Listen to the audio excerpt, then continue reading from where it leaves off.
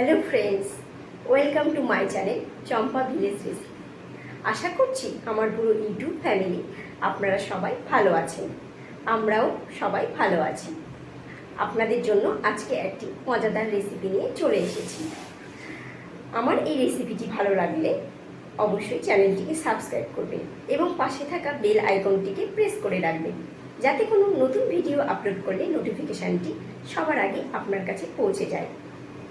এবং একটি লাইক ও কমেন্ট অবশ্যই করবেন। তাহলে আসুন রেসিপিটি শুরু করি। আজকে আমি আপনাদের জন্য কচুরলতির একটি নতুন রেসিপি শেয়ার করব। এখানে কতগুলি আমি কচুরলতি নিয়েছি। কচুরলতি ভীষণ উপকারী একটি সবজি। এটি এত উপকারী সবজি আমাদের কনস্টিপেশন রিলিভ করতে সাহায্য করে এবং চুল পড়া রোধ করতেও সাহায্য করে। কচুরলতি তো আমার ভীষণ পছন্দের একটি সবজি। এটি কিন্তু আমাদের স্কিনকেও ভালো রাখে এবং আমাদের সংক্রমক প্রতিরোধক এবং হাড় শক্ত করতেও সাহায্য করে।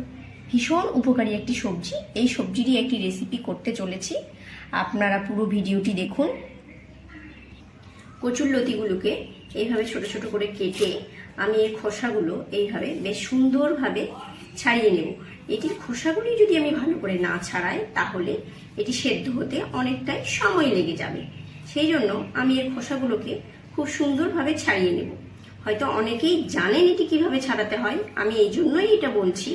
যারা হয়তো জানেন না, যারা প্রথমেই রেসিপিটি রান্না করবেন তাদের জন্য এইভাবে খোসাগুলোকে ছাড়িয়ে নেব।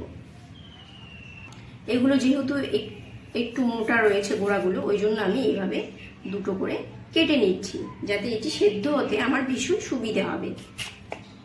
এটিকে ইংলিশে অ্যাডামলোগও বলা হয়ে থাকে। ভীষণ উপকারী, আমি আগেই বলেছি। এটি এত উপকারী একটি সবজি, আমরা খুব উপকারী। আমার এই কচুরলতিগুলো এইভাবে বেশ ভালোভাবে আমি ছুলে কেটে নিয়েছি। এবার এটাকে আমি ভালোভাবে ধুয়ে নেব। এবার আমি এটাকে এই জলে বেশ ভালোভাবে ধুয়ে নেব। এগুলো বেশ পরিষ্কারই, শুধু একটু ধুয়ে ধুয়ে নিচ্ছি। ধুয়ে এগুলোকে বেশ ভালোভাবে জল ছাড়িয়ে নেব। নিয়ে এবার আমি আমার রেসিপিটি স্টার্ট করব। আমার এগুলো সব ধোয়া কমপ্লিট। এই রেসিপিটির জন্য আমি এখানে কিছুটা পেঁয়াজ এইভাবে কেটে নিয়েছি। আমি এখানে কয়েকটি রসুন নিয়েছি। আমি এখানে কিছুটা টমেটো কুচিয়ে নিয়েছি এবং আমি কয়েকটি কাঁচা লঙ্কা নিয়েছি। এবার আমি এই রেসিপিটি বানানোর জন্য যে মশলাটি দরকার সেই মশলাটি করে নেব। এটির জন্য যে মশলাটি লাগবে, আমি এখানে কিছুটা কালো সর্ষে দিয়ে দিলাম। এই কালো সর্ষের সঙ্গে আমি রসুন কয়েকটাকেও দিয়ে দেব। আমি কাঁচা লঙ্কাগুলোকেও এর সঙ্গে দিয়ে দেব। দিয়ে এটাকে আমি ভালোভাবে বেটে নেব।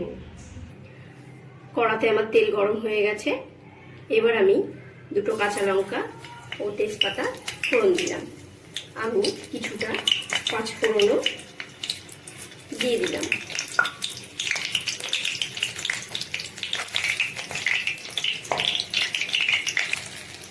এবার আমি পেঁয়াজগুলোকে দিয়ে দিচ্ছি।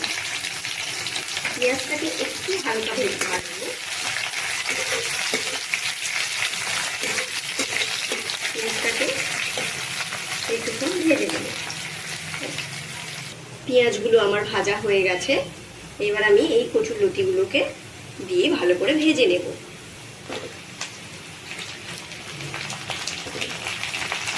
এইভাবে ভালো করে ভেজে নেব।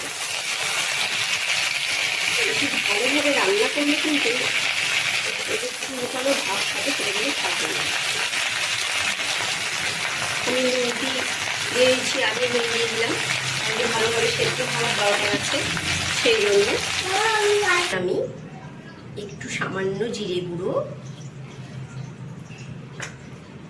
আর একটু হলুদ গুঁড়ো দিয়ে দেব। একটু হলুদ গুঁড়ো দিয়ে দিলাম। এবার আমি এখানে একটু জল দিয়ে এটাকে ভালোভাবে মিলিয়ে নিচ্ছি। এভাবে এটাকে মিলিয়ে নিলাম। এবার কেটে রাখা টমেটোগুলোকে দিচ্ছি। এটি টমেটো সহ এটিকে আরেকটু ভালোভাবে ভেজে নেব। এটাকে একটু ভালোভাবে ভেজে রান্না করতে হয়। এবার আমি হলুদ গুঁড়ো, জিরে গুঁড়ো দিয়ে যে মশলাটি তৈরি করলাম সেই মশলাটিকে অ্যাড করলাম। এবার এটিকে আমি ভালোভাবে নেড়ে চেড়ে একটুক্ষণ সেদ্ধ হতে দেব।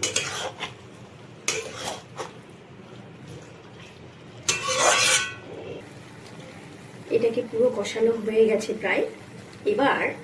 এবার আমি যে সর্ষে আর একটু রসুন গ্রাইন্ড করে রেখেছিলাম সেটাকে এখন এখানে অ্যাড করছি। এবার আমি এটাকে ভালো করে মিশিয়ে নেব। এইভাবে এটাকে খুব ভালোভাবে মিশিয়ে নেব।